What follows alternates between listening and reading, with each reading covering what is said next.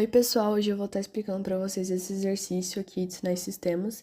Ele pede para calcular graficamente a saída de uma convolução entre o x de n e o h de n, sendo que o h de n a gente tem ele ali que ele vai ter amplitude 1 se estiver entre o 4 e o 15, e ele vai valer no x de n 1 também se estiver entre o 3 e o 8.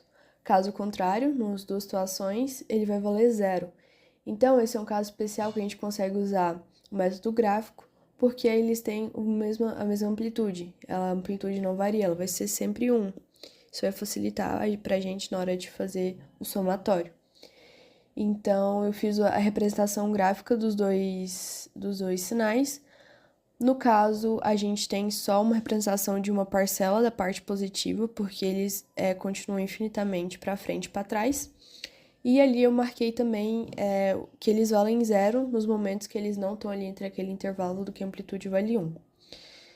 Então, a gente precisa fazer a convolução.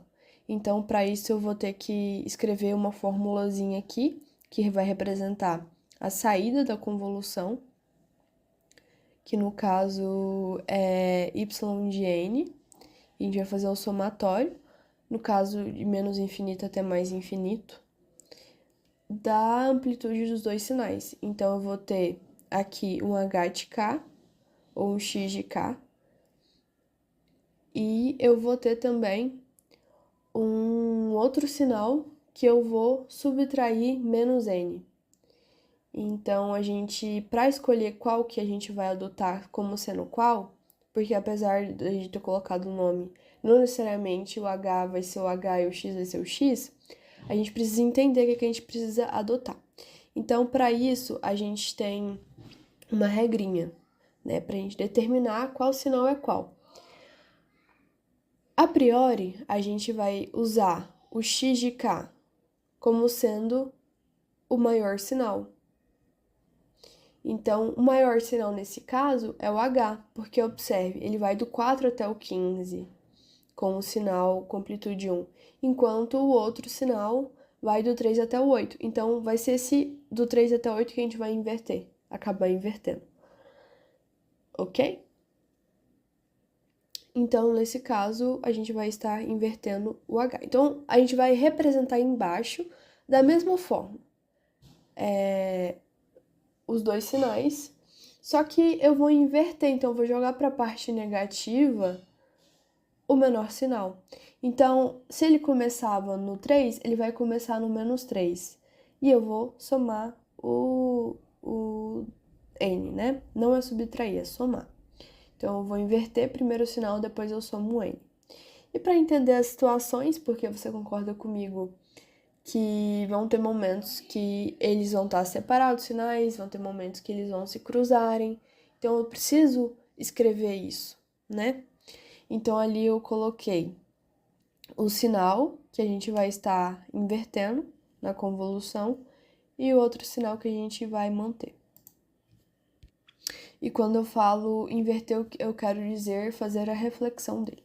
Então, o primeiro caso, o primeiro passo vai ser desenhar as caixinhas com as possibilidades que a gente vai ter nesse sinal.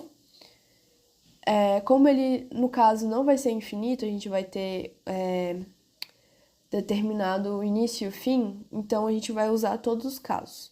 Vocês vão ver que dependendo de outros exercícios que vocês forem fazer, se eles tiverem infinito, não tem como colocar um infinito dentro do outro. Tipo assim, não tem como ele caber dentro de uma caixinha limitada. Então, a gente vai ter bem menos casos.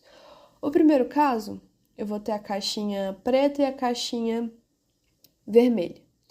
A caixinha preta vai ser o nosso menor sinal e a caixinha vermelha vai ser o nosso maior sinal. Eu vou colocar embaixo, nos limites dela, os limites que a gente tem do sinal. Então, ele vai valer de n-8 até n-3. A mesma coisa eu faço para a caixinha vermelha. Ela vai de 4 até 15. E a partir daí eu traço minha condição. Para esse primeiro caso valer, eu não posso ter um valor de n-3 coincidente com a parede 4, que vale 4. Então, eu tenho que colocar n-3 é menor que 4. Consequentemente, n é menor que 7. E para isso, a saída é 0. Agora, a gente vai fazer o seguinte, a interseção entre essas duas caixinhas, quando as duas caixinhas começam a se sobrepor. Então, eu preciso saber exatamente onde é essa interseção. Mas, para haver a interseção, temos que tomar também um cuidado, porque o n-8, ele não pode ser maior que 4, então ele tem que estar ali antes do 4, que é a primeira parede da caixinha vermelha.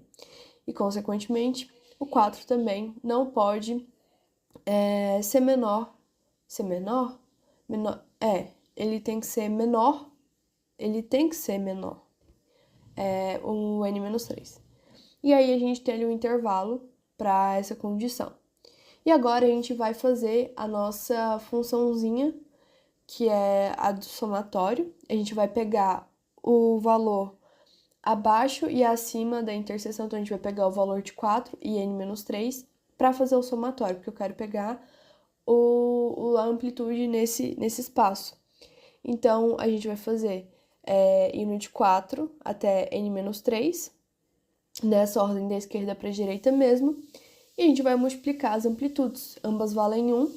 Só que para a gente resolver esse somatório, tem uma regrinha, a gente faz o limite superior menos o limite inferior, que é a diferença, só que a gente tem que contabilizar mais 1, porque a gente não deixa de contar o último elemento, né? Então, a gente fazendo ali fica n-3 menos 4 mais 1, que vai dar n-6. Agora, a gente tem um terceiro caso, que são quando as duas caixinhas, elas estão ali, na verdade, a caixinha menor está dentro da caixinha maior. E eu acho que eu fiz errado as cores, mas tudo bem. Ali a gente vai fazer 4, n-8, no caso, a caixinha menor teria que estar dentro, mas eu troquei as cores. E ali a gente começa a fazer a condição, que é, para essa condição valer, o n-8 tem que ser maior que a parede externa, que é o 4. A mesma coisa, o n-3 tem que estar ali até o 15. Então, a gente tem que o n está entre 12 e 18, e a gente faz agora o somatório. Do k indo, a interseção é n-8 até n-3, então, indo de n-8 até n-3, 1 vezes 1. A gente subtrai o limite superior no inferior, soma 1 e deu 6. Agora, o quarto caso. Quarto caso, a gente tem a caixinha ultrapassando totalmente a outra. Mentira, ainda tem a interseção. Mas elas já trocam de posição. A caixinha que começou mais na esquerda, agora já está mais à direita. Então, a gente coloca ali os intervalos e calcula a condição. A condição, nesse caso, é para n-8 menor ou igual a 15 e n-3 maior do que 15. Porque aí a gente tem uma interseção ali. A gente calcula de novo o somatório de n-8 até 15, amplitude ali multiplicada e a regrinha para calcular quando a amplitude é 1. Que vai dar menos n mais 24. O último caso, agora sim, são elas totalmente separadas. A condição é que o n-8 tem que ser maior que 15. Então, o n tem que ser maior que 23. E a gente calculando ali, não, senão vai ser 0. A saída. E agora a gente coloca ali todos os valores encontrados para a saída dessa convolução com os respectivos intervalos. Então é isso, gente. Se tiverem alguma dúvida, pode deixar nos comentários. Então, de forma geral, né, a convolução, ela vai ser essa operação do somatório do produto entre duas funções, ao longo das regiões que elas sobrepõem, né? Só que essa análise que a gente faz é realmente para entender até que ponto, a qual intervalo que a gente vai ter cada interação, cada valor, né? E é isso, espero que tenham gostado. Até a próxima!